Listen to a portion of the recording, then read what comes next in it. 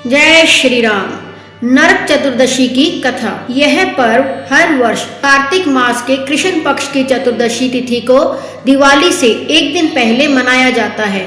इस दिन को काली चौदस और रूप चौदस और छोटी दिवाली के नाम से भी जाना जाता है। इस दिन मृत्यु के देवता यमराज की पूजा भी की जाती है और दक्षिण दिशा में यम के नाम का दीपक भी जलाया जाता है। इस दिन यम पूजा के साथ कृष्ण पूजा और काली पूजा भी की जाती है।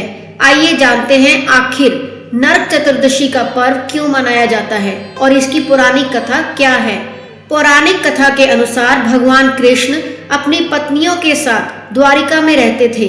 एक दिन देवराज इंद्र भगवान कृष्ण के पास आए और कहा कि हे कृष्ण, दैत्यराज भौमासुर के अत्याचार की वजह से देवतागण त्राही त्राही कर रहे हैं। भौमासुर को ही नरकासुर कहा जाता है। क्रूर भौमासुर ने वरुण का छत्र, अदिति के कुंडल और देवताओं से मणि छीन ली है और वह तीनों लोकों का राजा बन गया है।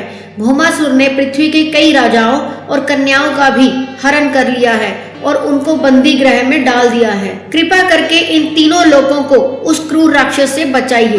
देवराज इंद्र की बात सुनकर भगवान कृष्ण अपनी पत्नी सत्यभामा के साथ गरुड़ पर सवार होकर प्राग ज्योतिषपुर पहुँचे, जहाँ क्रूर भौमासुर रहता था। भगवान कृष्ण ने पहले अपनी पत्नी की मदद से मुर नामक दैत्य के साथ उसके 6 पुत्रों का वध कर दिया। मुर दैत्य का वध हो जाने का समाचार सुनकर भौमासुर अपनी सेना के साथ युद्ध के लिए निकला। भौमासुर को श्राप था कि वह स्त्री के हाथों मारा जाएगा, इसलिए भगवान कृष्ण ने पत्नी सत्यभामा को सारथी बनाया और युद्ध के अंत में सत्यभामा की मदद से भौमासुर का अंत कर दिया। इसके बाद भौमासुर के पुत्र भगदत्त को अभय का वरदान देकर प्राग ज्योतिष का राजा बना दिया।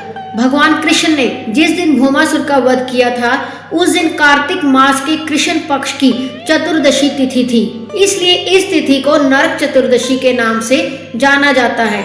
इस दिन भगवान कृष्ण ने न सिर्फ नरकासुर का वध किया बल्कि उसकी कैद से लगभग 16,000 कन्याओं को भी मुक्त करवाया था। इसी खुशी के कारण उस दिन दीपक जलाए गए और चारों तरफ दीपदान भी किया गया। जय श्री राम।